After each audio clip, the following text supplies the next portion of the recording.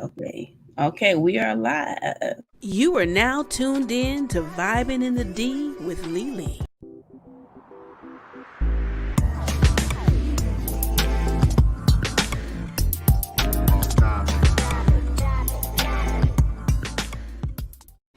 All right, all right, all right. What's up? Hey, how you doing, Lele? I'm good. I'm good. I'm so glad to have you here. I'm so glad to be here. Thank you for the invite. Oh, you're very welcome. I just, like I was telling you before, I really wanted people to know about Sasha Center because, at one point, like I said, I didn't know about Sasha Center. And Yeah, and once I did find out about it, I'm like, wow, this is a really amazing organization, to have somebody that people can get resources from, sure. that have experienced sexual assault. And that's very important, and a lot of people don't want to talk about it, and I appreciate you for that. Thank you so much. And thank you for the invite. And it's my hope tonight that we can have a real and honest and loving conversation about healing from sexual abuse and assault. And you want me to say a little bit more about Sasha Center at this point? Because I can. Yes, let everybody know the when Sasha Center was founded. Okay, I got you. I got you.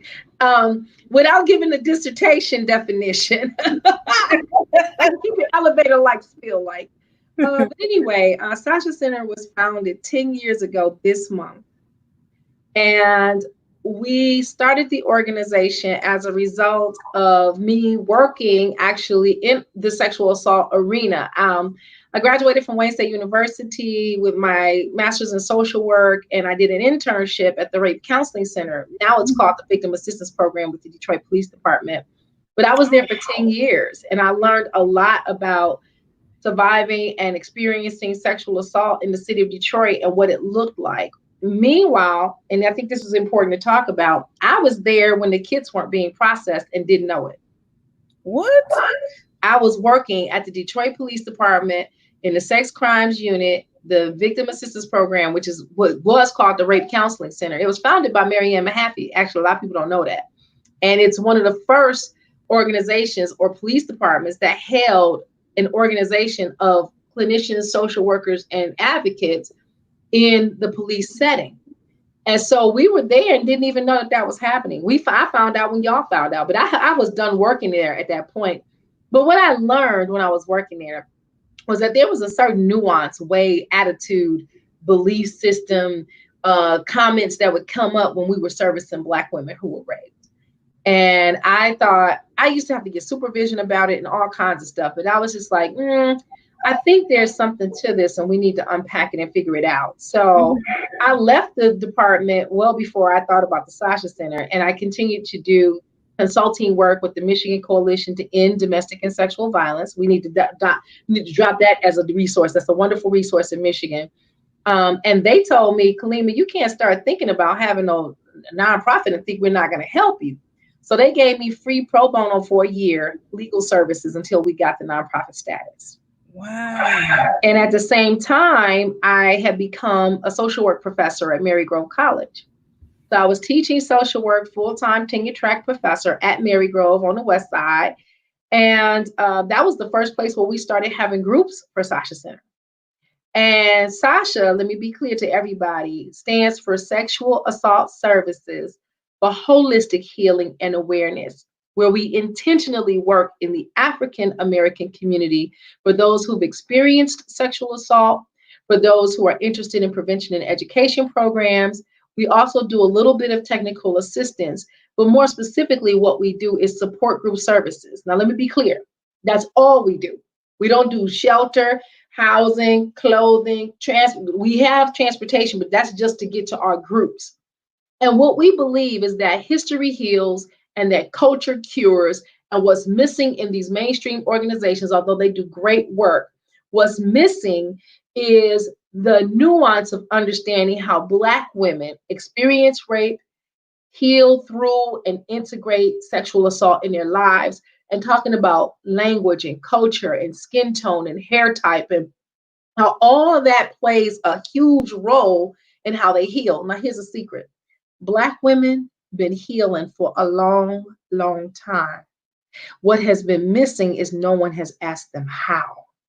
And that's why we created the Sasha Center, so women could come and share and experience each other, all ages, all orientations, all religious beliefs. At the Sasha Center for a time there, we had a voodoo priestess and an evangelist run a group together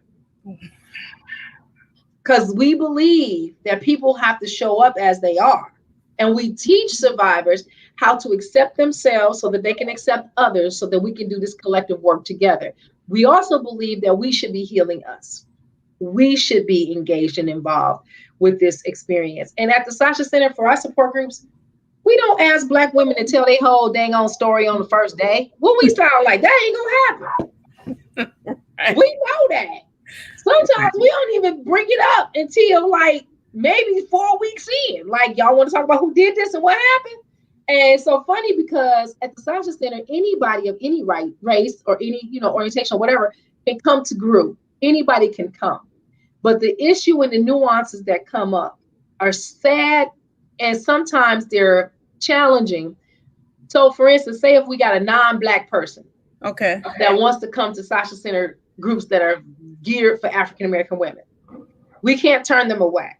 We can tell them all the nuances in advance so that they can decide if they want to come, and also tell them about the multi-million-dollar organization down the street that also does groups for everybody, that's mainstream, that won't talk about slavery, that won't necessarily talk about chitlins, that won't necessarily talk about all the things that we know and are familiar with. I'm not trying to paint a broad brush here.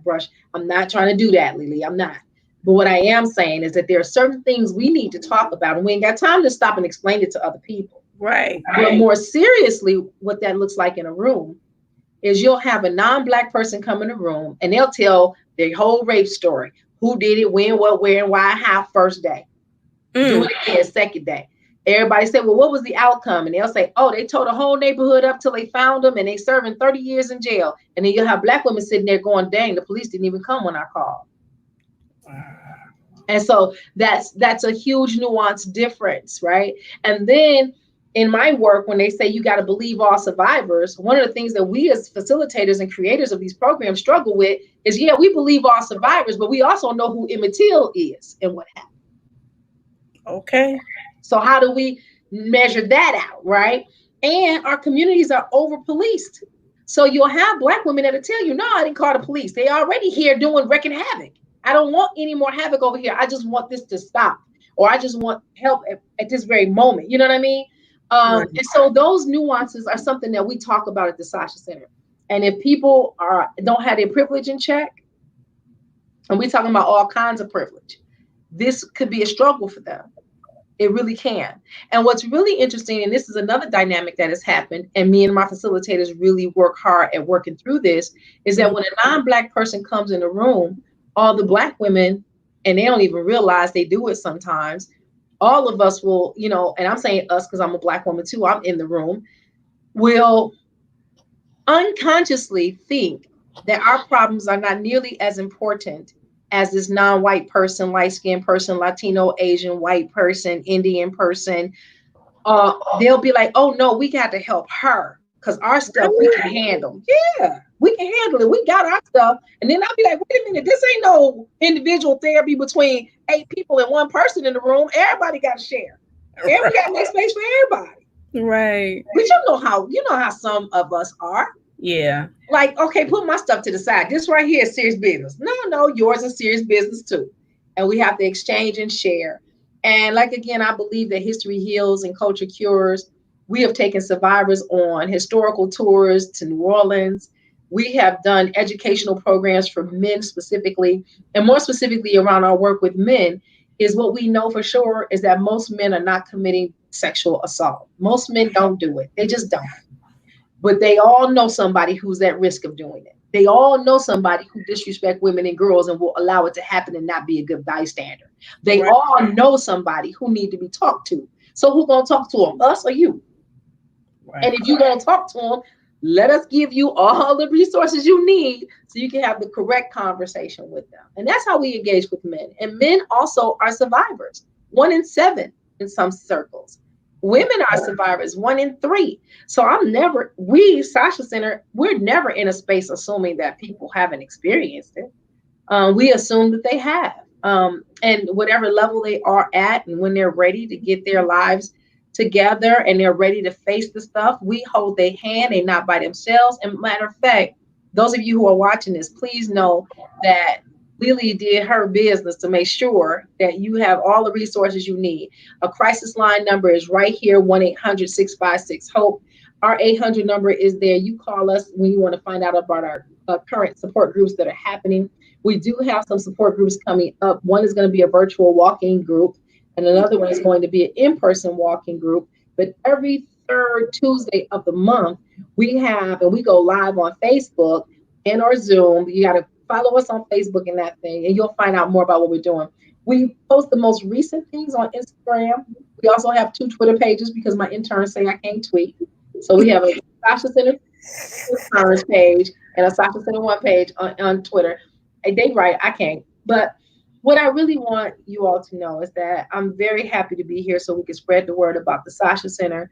But I'm also very happy to be here to use this time and space to honor survivors and to honor our next guest coming on, and to say that this conversation should not be that difficult to have, but we know that it is. And some of the reasons why it's difficult to have is because of victim blaming and rape culture and slavery and racism and oppression and marginalization. All of those things become an issue for Black folks to talk about sexual abuse and assault. So one of the comments, do you offer self-defense classes? I know that you are a support organization. Do you have resources for that? Okay, so I need to answer that as frankly as I possibly can. Okay. We have 2 facilitators that we've worked with, and we have 1 facilitator in particular that we're working with right now to develop a self-defense class. And we've done self-defense classes in the past. However, I think what's extremely important is that self-defense does not stop a person from trying to sexually assault you. The defense is in prevention. And we think it's extremely important for people to be able to protect yourselves, yes, but we want to change a society where you shouldn't even have to do that to begin with. Right. So we're very clear about that. And our self-defense instructors are African American, and they usually teach an African-centered self-defense structure. And the last time we did it, we actually studied while we were doing our self-defense the moves and actions of Sojourner Truth, and we definitely looked at Harriet Tubman and the skills and the ways that they were able to free slaves and do their work. And so that's kind of how we're oriented. But I definitely have some referrals about you if you want to take a self-defense class right away. But I need to put it in your minds that this Sasha Center is not about this whole entire self-defense thing where you gotta be like the messaging is all wrong. Like, sometimes self-defense people will be teaching you like there's a perpetrator out to get you. Spend some time changing perpetrators' minds so that they don't do this. You know what I mean? So we do it a little bit, but not really as much as people would think we do, because we really don't believe that that's where the problem is. What we really concentrate on is helping survivors integrate. And if being stronger helps them, then we definitely get involved with walking groups. We have groups where we teach people how to grow their own food. We have groups where we do cooking lessons. We have groups at the DIA.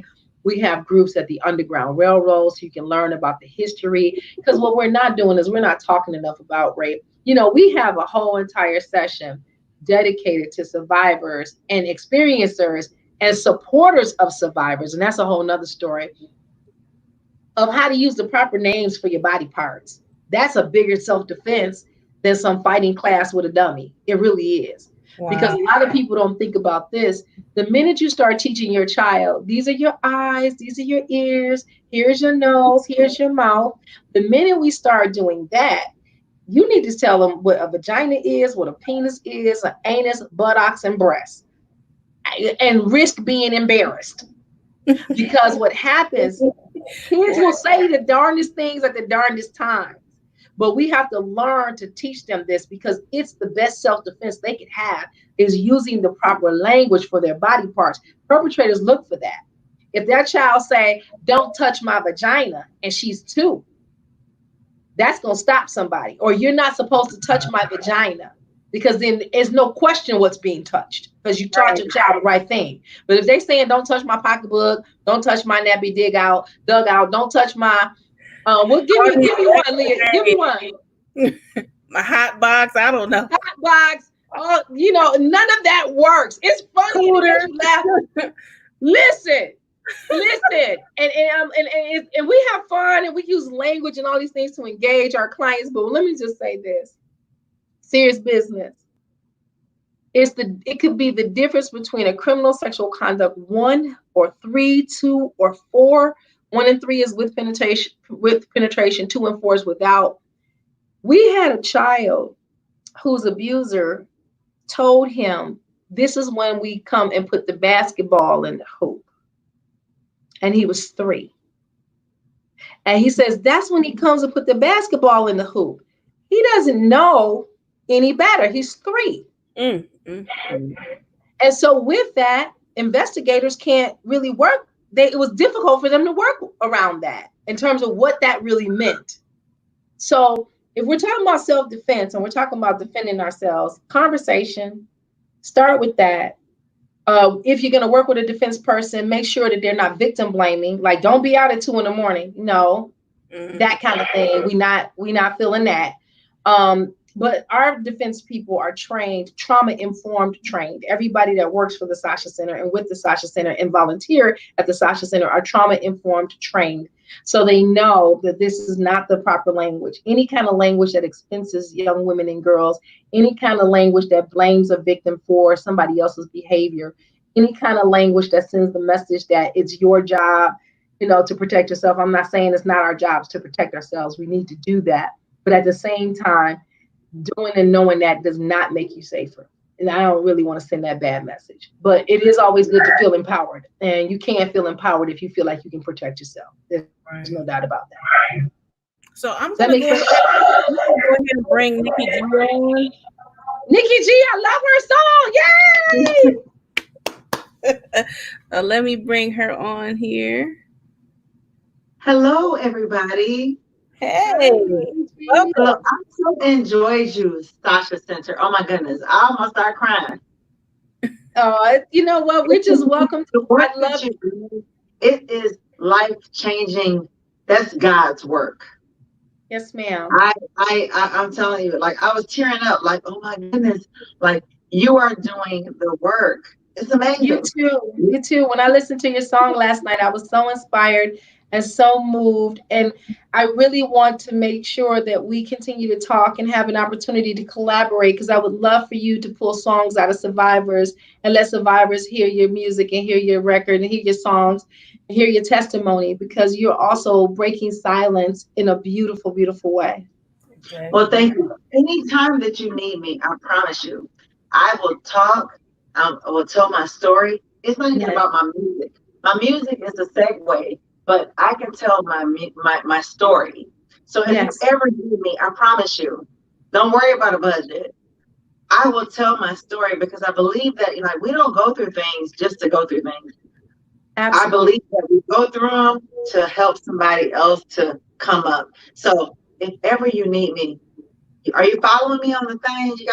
I'm about to. I'm going to get all of that together tonight. But I will say this. I'm so sorry we missed you for our Denim Day concert, because we had a whole Denim Day concert in April where Black women from all over the country sang and performed and played instruments.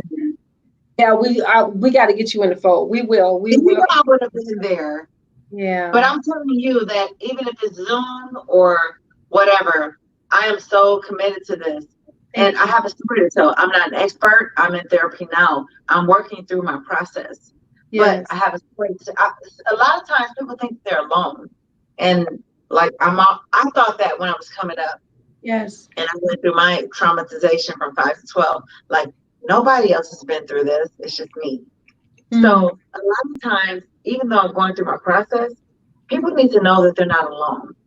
That's right. And And let me say this, Nikki. I have to say this. First of all, at the Sasha Center, what we know and what we believe is that because you experienced it, that makes you the expert. And there's always opportunities to learn more, to do more. But even on a programmatic level, we have survivors who have attended sessions with us, and there's an amount that they can attend, and they become facilitators, and they run group, and they get paid, and we pay them the same that we pay everybody with degrees. it's amazing because the thing is this: when you've been through it and you're walking through it, Yeah. you're not an expert, but you know it and you lived it. And Yes. I'll be 48 in September. If All I right. can say one team, or because see, my trauma happened between 5 and 12. But at that point, those are the building blocks of your life. That's when Yes. you start developing. And Yes. so your self-esteem is shattered at 5, between 5 and 12, like you're done. So my thing is this: if I can save a team from being traumatized and thinking that they're not worth it, Yeah. and their self-esteem being shattered, I've done everything I can do. Yeah. So I'm willing to do that because I said, God, if you can just heal me from this trauma, I will tell it. I won't be afraid anymore because I was afraid. My perpetrators, he's dead, but his children are my first cousins. Oh yeah. That's they're Yes. still alive. They love their dad. He didn't do Yes. that to them. He did it to the cousins. So do you know how hard that is to tell your truth Yes. when he's dead now, but he was a superstar in the family, Yes. and And his brothers are alive. So I have to decide, like, okay, Nikki, like we protect the perpetrators. We don't mean to, in our families, but we do. we do. And We I'm like, do. And, I and, love, and but it wasn't my fault. I didn't ask for this. at But all. it's And my here's the life. other thing, though. It's Go ahead. not your fault. I'm sorry, I need to say this. You know it's Yeah. not your fault. And at the Sasha Center, we hold survivors accountable for their healing and integration. That is yours to heal and to integrate. Integrate means that this experience is a part of who you are, but it has not, and it does not continue to take over who you are. And it's really interesting because we're still trying to figure out, how do Black women disclose in their Black families about people that they have loved and how much they care about? How do we disclose? And then how do we take care of that? And I'm going to tell you something. At the Sasha Center, we wrote a grant, and we said we want to be able to go to the picnic, the baby shower, Easter, Amen. Christmas. And when that person ready to flip the turkey over and blow up the set, you can't blow up that set, then leave and go smoke. Leave and go No. get your kids. Leave and go get on the pole. Leave and go drink all day. Leave and go to church 7 days a week. You can't turn this house out like that and then don't take care of yourself. And when you turn the house out, we got to teach the family how to respond to you, because that is something we haven't had. Oh And my God. We know because families in our feel like that's community, too dangerous because they don't know us. But we know how we yes, get down. in our community, Sasha, what we do is Kalima. it's secrets and it's cover-ups and it's under the rug. And what happens is we're not gonna ever heal. Yes. My trauma happened between 5 and 12. And at that point I gained about 120 pounds because my family was very religious. I thought it was just me. My self-esteem was shattered. Yes, of course. And then and then at that point, by the time I was in 6th grade, I was about 240 pounds. And back in 84, childhood obesity wasn't a thing. It's a thing now. It wasn't a thing then, right? No. Right. But I didn't know what to do with that. I thought it was my fault. Thought I was the only one. I wasn't the only one. He violated other folk too in my family. But that's what I knew. And so at that point, self-esteem shattered, all that. So I'll be 48 in September. I know that's Like, right. and my song believes if you don't heal what has hurt you, you'll bleed on those. It affected my marriage. It Of course. affected my relationship with my family because like when I lost the weight, I thought, oh, that's the magic potion. Just lose the weight. I was 345 pounds. I almost ate myself to death. I believe But it. when I lost the 160 pounds, Nikki, and let me ask you this, Nikki. Hold on, girl. Hold on. Let me ask you this. Okay, here's the question. Now, considering all of that, I'm going to ask you, and you should probably come to group. Come hang out with us. We let supporters come. We let survivors come. So you don't have to identify yourself any particular way. I don't know why we can't hear you right now, but listen to this. Come to group. I'll give you all the information because we have in group people who've experienced it, people who are supporters. We allow both. But because I'm gonna tell you something, in the Black community, we don't have a working definition of what sexual assault is. So by the time we're done defining what sexual assault is, the people in the room saying that they support us be like, well, if that's sexual assault, I should be here anyway. But here's a question that we ask at the Sasha Center. And I want you to always think about this. And you said something very important. You're in individual therapy. That is awesome. That's amazing. Group therapy is a little different. And group therapy with other Black women who have been through this is even more special. And group therapy, where you have a founder who is also a survivor, makes it extra, extra special because we stay blackety blacker than black, and we stay black. And that's how we are. We don't apologize for it. But here's what I want to ask you. And you've heard this question before because I heard you say you grew up in the church. And I'm going to ask you this. What's the good news? What's the good news? Yes. Well, the good news is this. I have learned through therapy that I am worthy. Yes. It is not my fault. It is not my fault what happened to me. And that I have a purpose. I have a purpose. And I believe that the pain that I went through is to bring about my purpose. And my purpose is this. The song lead is more than a song. I want to help someone to know, like, look, this is not your fault. Yes. You are not your circumstances, but you can rise above. I don't want to have anyone else go through childhood trauma, turning into adulthood trauma. Because what's your good news? What's your good news? What's your good news? What's your good news? Because then you go trying to help everybody. We go because I know I'm the same way. Your good news, I heard it already. You said forget when people tried to write on you. You go rewrite the whole story. I love you. You're challenging me.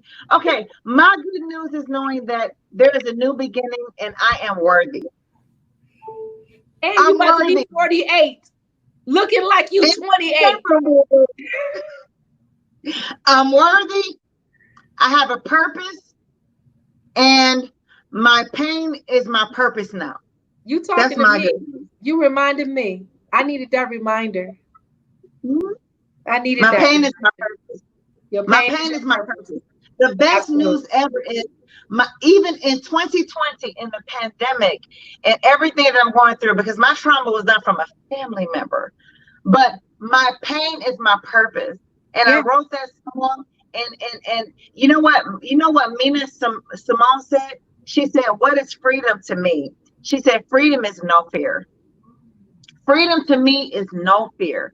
And the fact that my perpetrators are my first cousins and they're still alive, and I had the bravery of releasing that song. I'll have to give names, but they know. When they hear it, they know because I was outed by another family member about who did it. But it took bravery because I felt like, look, if it can help two women, I believe that it's going to help somebody. And like, that's my purpose.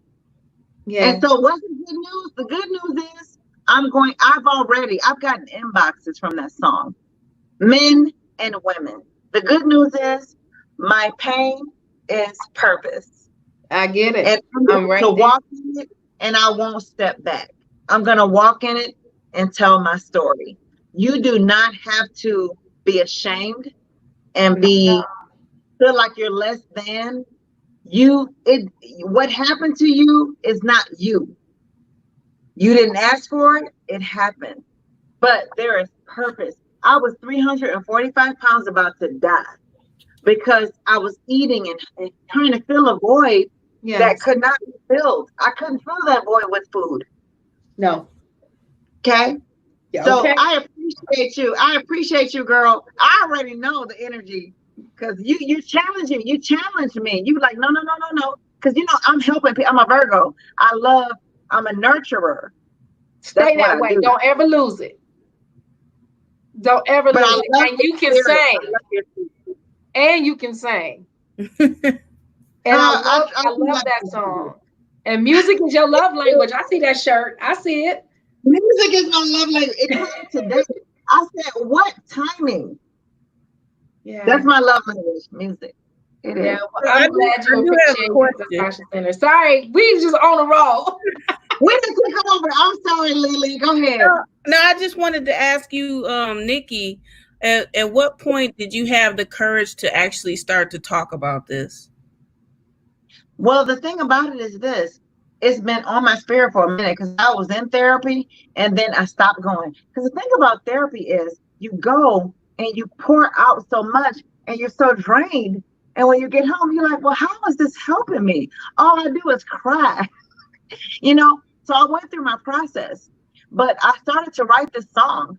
And the thing about the song, I saw a quote. It's unknown. I wish I could give the person credit for the quote. It said, if you don't heal, it's a quote and it's unknown. If you don't heal what hurt you, you'll bleed on those that didn't cut you. And so I believe I bled on folks, my family, my marriage, my child, because the thing is so much hurt and pain. And then you lose the weight. When I lost weight, I thought things were going to be perfect. I thought weight loss was going to make my life gravy. I'm going to be the next Oprah or the next whatever. You know, you don't know because I didn't know what it meant to lose weight. And I didn't know what it meant. And so when I read the quote and I'm going through life, I started to write my pen. So what did it? I don't know. I think life wrote that song for me. And I wanted to let people know, like, look, if you don't heal what hurt you, I don't care if you're a size 6 or 24, you're going to bleed on those that didn't cut you. You don't mean to, but you're talking about someone that was molested from 5 to 12, gained all this weight, had all these, like at that point, my habits were there. Coping was food.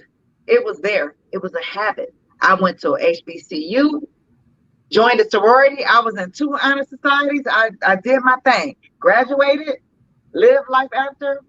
I was 345 pounds, boo-boo. What did you pledge? Couldn't walk 4 feet. So life wrote that song. But when I saw the quote, I cried because I'm like, oh my goodness, I bled on people. I bled on people. I did, because I didn't heal what hurt me, meaning I never got any help. I never talked about it, but it affected me. So that's why I wrote the song. And that's why, like, if it doesn't, I'm not worried about money at this point. I'm worried about, in our community, the stigma of mental health and therapists is like, you're crazy. That's what the vanilla folk do. We don't do that. We need to do it, because I didn't do it. I made some decisions that I shouldn't have made. Black folks always talk about what we didn't. Go ahead, boo-boo. I'm sorry. No, right. I'm just saying, Black folks always talk about what we don't do, but thank you for lowering the stigma around getting help. And then I asked, what sorority did you pledge?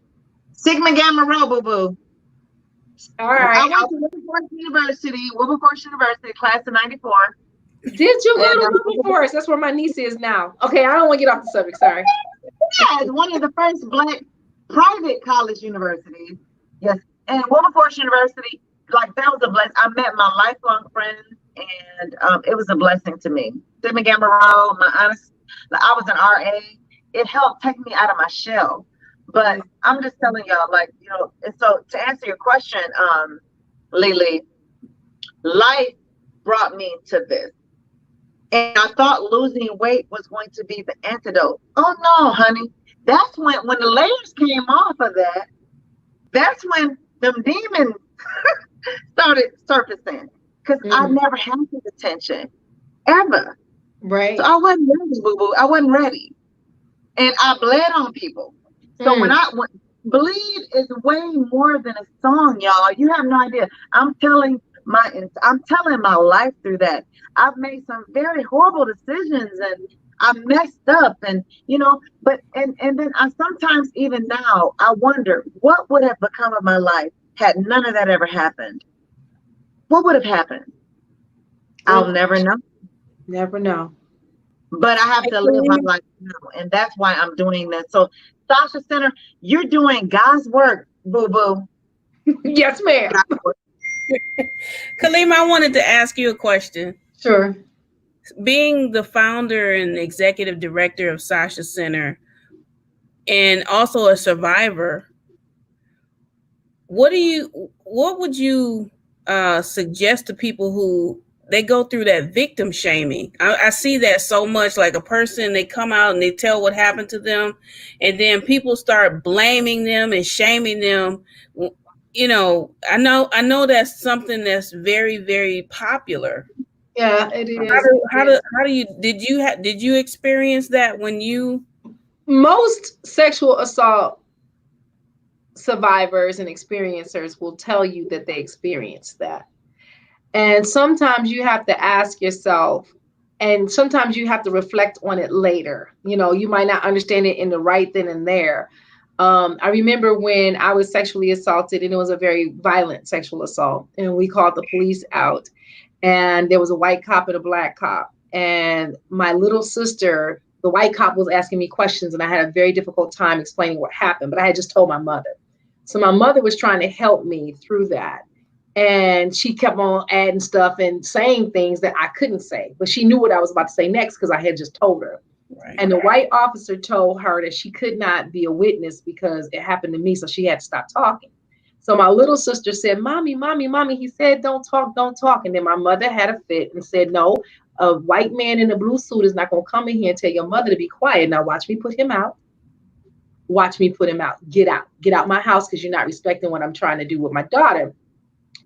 And the white cop started apologizing to my mom. Black cop said, come outside. I'll get the story. Just come outside with me on the porch while they work that out. I said, okay. I get out on the porch. The first thing the officer says to me is, you got raped because you don't have a father. That was the first thing he said. Are you serious? You got raped because you don't have a father. And it took years for me to process that. And that's why I was motivated to go and work in the police department in that very unit, because I wanted to make a difference. And this was years later. And the first thing that I always thought about that was how much that hurt me. But then when I started doing men's work and listening to men, what I heard after I've heard many testimonies of men, that brother was saying, if you were my daughter, I would not have let you get hurt. And it's really about how do you really put in perspective what people are saying, how they're saying it, and what's happening. I gave him a pass. But with the victim blaming and victim shaming, what it means, and I'm so glad you brought this up, is two things. If I find the one thing you did wrong, I ain't got to help you. You follow me? Mm-hmm. If I find one thing you did wrong and I can blame you for what happened to you, that means I ain't got to help you. Wow. And the second thing that victim blaming is about is if I can pinpoint what you did wrong, something I would never do, then I feel safer. So let me go ahead and try to find out what you did that I would never do so that I can feel safer. And then I ain't even got to help you because it was your fault anyway. And that's what victim blaming is about. And the one thing that I say to survivors who've been victim blamed is that you have to keep reminding yourself, you have to get your circle of people together to remind you that people actively choose to hurt other people. I don't give a damn if you're walking down the street butt ass naked. Nobody should be trying to hurt you.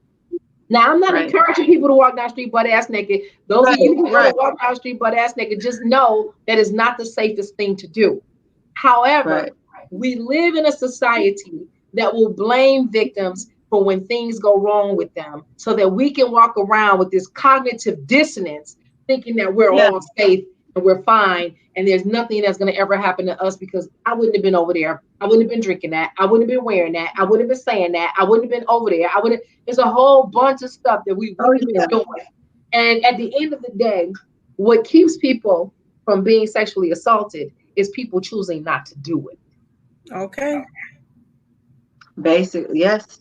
And so those That's of you it. who are listening and you believe it's your fault, it's not your fault. And yes, you probably could have showed up differently in the world, but somebody should have helped you, not hurt you. Somebody should have protected you, not neglected you. Somebody should have been there to hold your hand and not stand on your damn neck. Period. Come on, poet. Come on through here. Also, Amen.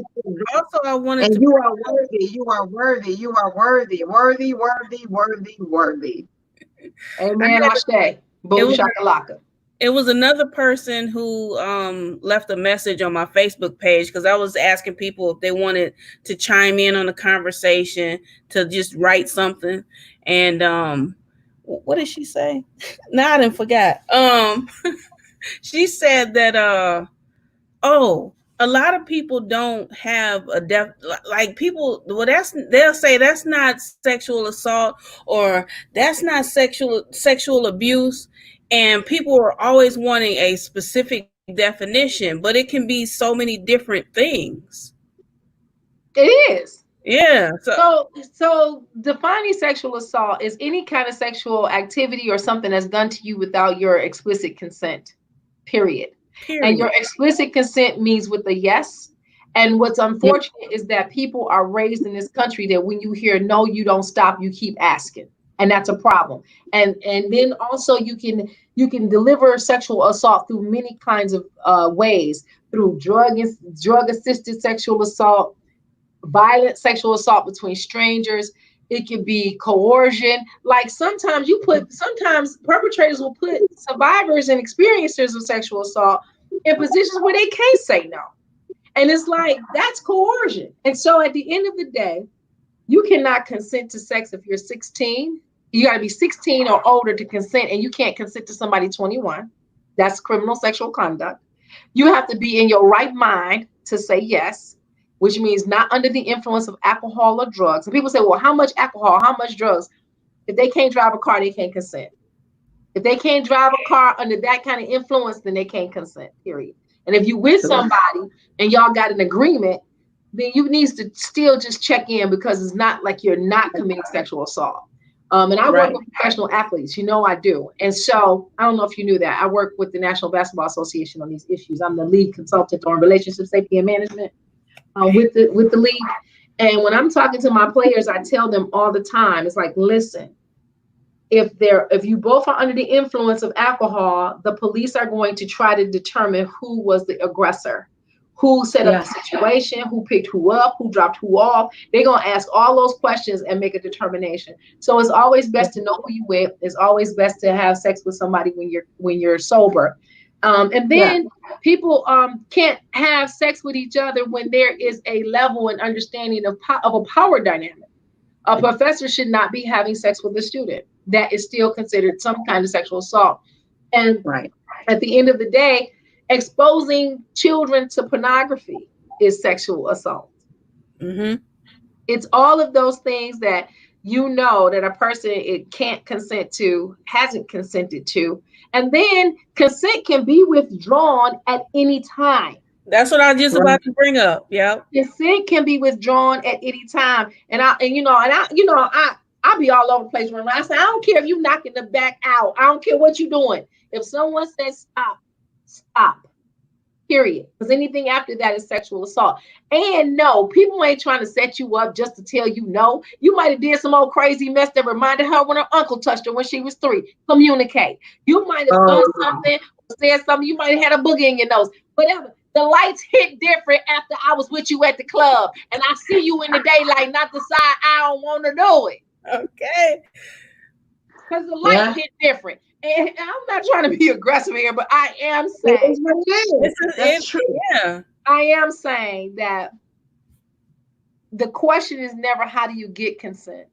The question is, how do you have open communication where consent is given?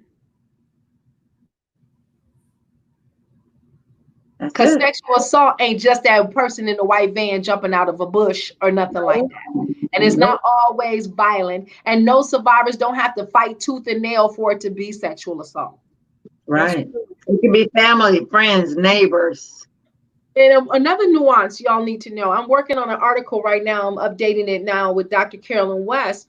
Is that when they did a study, they found that Black women always had that were sexually assaulted. They had more damage to their gluteus maximus, their butts, their behinds, their more damage to that area, more damage to their vaginas when they were being sexually assaulted than most other women.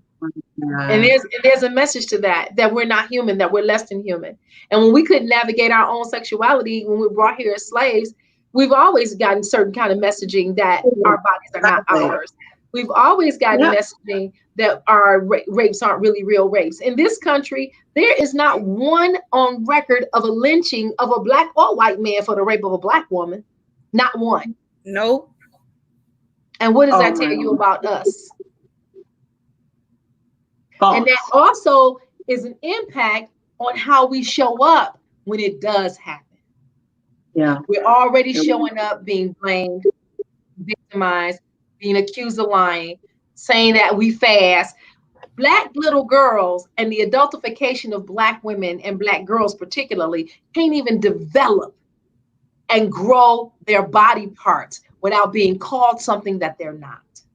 You're right. They're children. That's development, doing what humans do. But then all of a sudden it turns into she fast. Or she letting somebody touch her. That's why her breasts are growing. You know, this ridiculousness has to stop. It has to stop. Yeah. And it starts with us at the Sasha Center. We don't play that. We will call you out. So where's the Sasha Center at? Good question. We don't disclose that publicly. Oh. Yeah. Okay. but you can't say you're in Michigan or nothing? Oh, yeah. We're in Detroit, Michigan. But what I was going to say. That's all I need to know. I'm in Nipsey. So no, you're good. You're good, Nikki. I will find you. I got you. We ain't got to worry about it. Follow us on our social media. We'll let you know exactly where we're at. I am available. I want to make myself available for your organization. Come on. This is me hugging you. Come on. That virtual hug. Come right on here.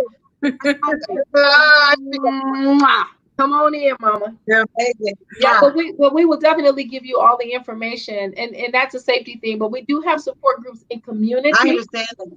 Yeah, but we have support groups in community, and we also partner with other organizations and do support groups for closed groups. We have open ones as well.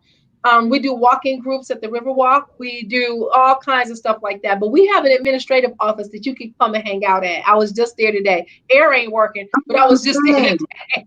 I just want you to know that I am available. Like, I'm not an expert, but I have a story to tell. You are an expert. People know that they're not alone. And now that I got my lashes and I'm a very stylish person, but I want people to know you can't cover up that kind of pain. Like, I've come through a whole, if I showed you my before picture, you'll be like, well, I don't even know who is that. I've come a long way. However, lashes and fashion does not cover up pain. We have to go through that process. And my mission is to let people know you're not alone. You're not alone. I don't want, because I used to feel like I was all by myself and I was the only one. I didn't understand. So I am available. And I can't wait. I want to meet your people and I want to meet you. And I'm so excited to use my voice to help people. Yeah. Someone also brought up the military, how in the military it's frowned upon to even talk about it. Yes. So it's been a minute since I talked about the military because they are so closed, and since we got this new 45 in office, it's probably really off the chain now. But in the military, it is the dynamics of power and control that keep people silent, that people don't want people to know. But it starts all the way when they in the academy, when they first start these dynamics of power and control. Sexual assault has always been a weapon of power and control. It's not anything about sex at all. They just use sex as the weapon.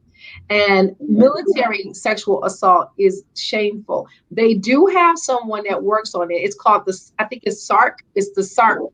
SARC. No, SARC. SARC. program. Oh, But I don't know what they're doing, to be honest with you. And they've reached out. They even asked Sasha Center to come and participate in a resource fair that they had over on I think it's Mound or 8 Mile and Mound. They Mhm. asked us to come over there, but COVID happened, so we weren't able to engage. But they want to keep it a secret, and they want to keep it a secret because they want to continue to victimize. They want to continue to invite people in there. But I'm gonna tell you, I'm real talk. Those of us who've been doing this work for a long time, we say two things: if you want to get sexually assaulted, join the army or go to college. Wow. oh, and and wow. and what happens and with the culture like Title IX and all of that is terrible. Betty DeVos has changed the rules for Title IX, and she's making it so accusers can cross-examine the accused can cross-examine the accuser in front of everybody. Wow. Mm, mm, mm. She has changed so many rules. And so, just to say this, you just brought up the military and sexual assault. It happens. You brought up the military and sexual assault. They could do better. As far as I'm concerned, with the military and sexual assault, until they air it out, it's going to be a problem, Wow. unfortunately. That is And something. I really encourage soldiers and members of these different branches to seek out their own personal help, to get a therapist. I have my own private practice in addition to Sasha Center. It's called Soul Healing Consulting. You can find me on Psychology Today. And I've been doing this work for a long time. I usually always refer sexual assault survivors to all the free stuff first. Try the Sasha Center, try Wayne County Safe, which is one of our organizations here in the area with excellent therapists there. And then also the Victim Assistance Program. Even though I left there, I still have some really good clinicians and practitioners that are there that can help people integrate and process trauma. And the way the brain works around trauma, people don't even treat survivors of sexual assault as if they've been traumatized. They treat them like they're supposed to be human beings are supposed to remember every single thing that happened when they're making their reports and things like that. And I encourage survivors to use whatever gifts they have, sing, write, dance, cook, walk, exercise, do these things to take care of yourself until you can find the right person to help you process that. But I'm going to tell you something, you're not going to ever forget it. And you find yourself doing things trying to forget when actually it's really time for you to speak up. Break the silence. Break the Break. silence. Yeah, break it, tell it, and then let everybody else work it out. Because you don't need to carry that to your grave. Nope. Amen. It ain't Mm-mm. fair. And we're going to love you anyway. We're going to love on you. That's what Sasha Center here is here to do. Teach you how to disclose, support you when you do, and provide you the tools you need to live the rest of your life. You deserve to be happy and whole. You deserve to be loved. You deserve to have a good experience with life in general. And it's an ongoing thing. You don't just tell it one time and you done. Right. Amen. You end up having to Amen. keep telling. Say, Nikki, say something about that because I don't want to take up your time. I know you want to Oh also. no, I'm enjoying you. I'm just saying that the thing is, I didn't want to bring on the stigma that once you go to therapy, because I'm a big pusher of that. Once you go to therapy, you're good, and it's going to be an abracadabra, and you're good. No, you walk through this thing. You It's go work. through it. The It is journey. not one size fits all.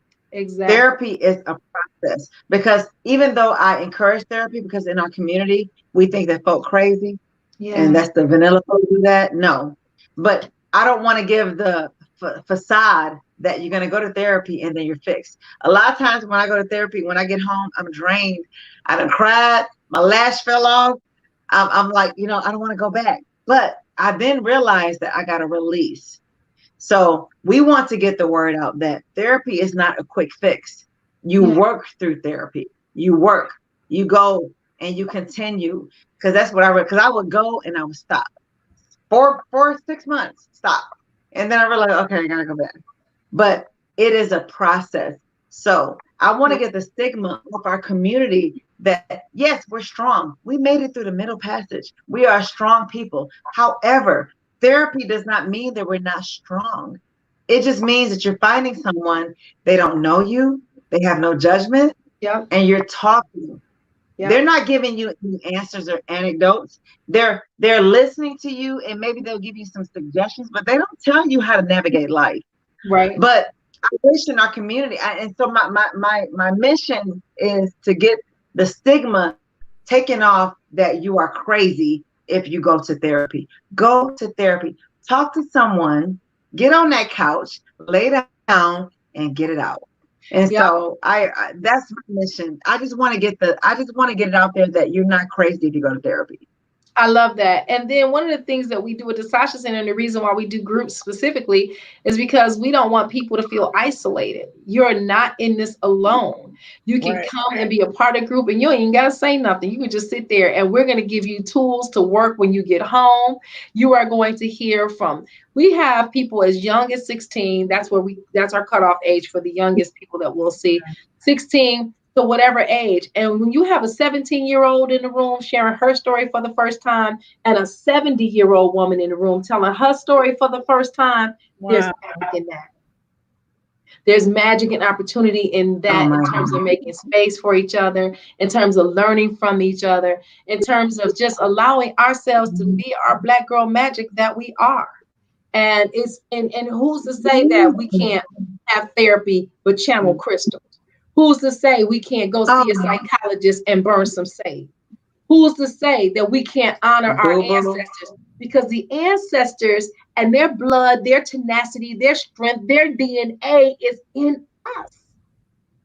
And so why can't we use that to heal? We can. Oh, Yes, girl, indeed. you're gonna make me cry. So I'm gonna need you to call me or inbox me. I want to be a part of the movement. I don't care if I'm in there to just sit, because as I get therapy and then I hear and I help and I'm even in around that, it's cathartic for all of us.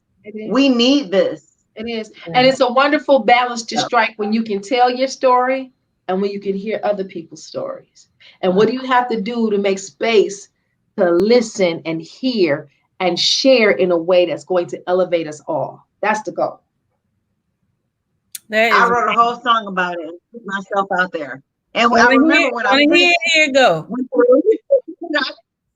I'm like, okay, so you putting this out there worldwide. Only a few people that know you personally knew your story. You putting it out there. And so, but it was so freeing for me. So I'm telling you, it's a movement. It's a movement. We have to talk about it, take the Band-Aid off, get some real healing.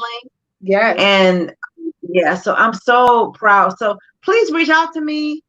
I'm so serious. Okay. It's not about a budget. I'm not a money.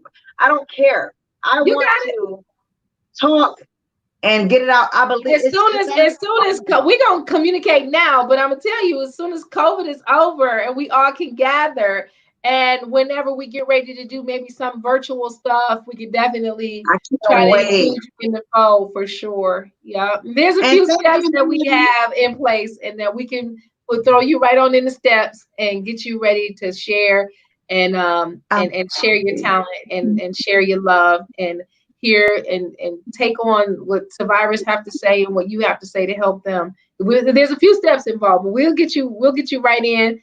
Get you right into steps. I've enjoyed you, your spirit and your tenacity and your like I'm encouraged. And Lele, thank you so much. Oh, you're welcome. Thank you, Lele.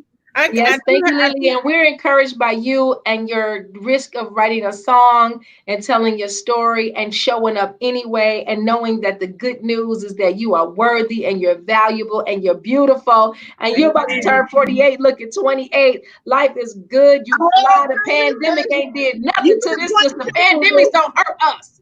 We can get through the pandemic, and we can also get through. Amen. Black don't crack and you look amazing too. I love positive. Like I'm telling you, I'm a Virgo. And I love, like Lele knows, like I'm an extrovert, and so I've never met a stranger yet. Like I'm the type of person in a store, you looking at me and I'm looking at me. I'm like, you like that? What that look like? I've never met a stranger yet. But so I love people. But you, the smile, your drive and your mission, everything about, like, I like to be connected to people like that. And Lele is like that. Lele is a supporter. I'm a huge Lele, fan. somebody can be on the corner singing a song with a tin cup, like getting pennies. And if she hear them, she like, oh, wait. So I love that about Lele. She is a big supporter of local talent. Because a lot of us, like, we don't get that shine. We don't have the big, agents and such. But Lele does that, and I appreciate that about her, because then I would never have met you. Thank you. And a ditto, I totally agree. Very nice to meet you, Nikki Gio. So I love y'all. Before we wrap it up, one at a time, if Nikki, let everybody know where they can get your song Bleed, because some people were saying in the comments they can't find it on YouTube. So let them know where they can get your song and how they can follow you. And then after that, Kalima, if you have any information you want to give, go ahead and do that. So go ahead, Nikki. Oh, okay. Well, thank you, listeners. Okay, so you have to look for Nikki Gio Bleed. So put Nikki and then Gio Bleed, because I don't know, because somebody else told me that. But when they did Nikki Gio Bleed, they found it. So it's everywhere. It's on all the music digital platforms. So Nikki Nikki space Gio space Bleed, and then you can find it. So, and then you can find me at Nikki Gio Music at my music page for Facebook, Nikki Gio Music, and then for Instagram, Nikki Gio Music. And I really appreciate y'all. And just know this song is more than just a song to me. Stream it and share it, because someone out there's been guys, men, they get abused too, they get molested too, have reached out to me. So this is a movement, and I want to get it out there to take the Band-Aid off, to get some real healing, to talk about it, and to get some therapy, because we're not crazy, but we've been through some stuff and we need to talk about it. So thank y'all. And thank you again, Lele. You're welcome. Thank you for being on. Thank you, Lele. Thank you, Nikki Gio. I appreciate it. One of the first things I'd like to say to people who are witnessing and watching this, again, if you are triggered by any of the information that you've heard, please reach out and get some help. The 24-hour crisis line is down here at the bottom. It's 1-800-656-HOPE, HOPE. That's a 24-hour crisis line. You can call them right now and talk it through. Also, at the Sasha Center, our phone number, if you want to know more about our groups and our programming and our activities, and we're not a crisis agency, but we do involve and engage in community around conversations to help people heal from sexual abuse and assault. You can give us a call at 1-888-865-7055. That's 888-865-7055. You can find us on Instagram, Twitter, our website at sashacenter.org. And I just want to say thank you for giving us this opportunity. Thank you so much. Everybody, please take care of yourselves tonight. Do something good. I'm going to listen to my song, Bleed. And I'm telling you, Bleed will make you want to get up and do something to take care of yourself. So please take a listen. And thank you all so much. And thank you, Lele. Thank you. I appreciate you. You're welcome. It was so great to have your eyes watching. To advertise here, please send inquiries to info@experience.com.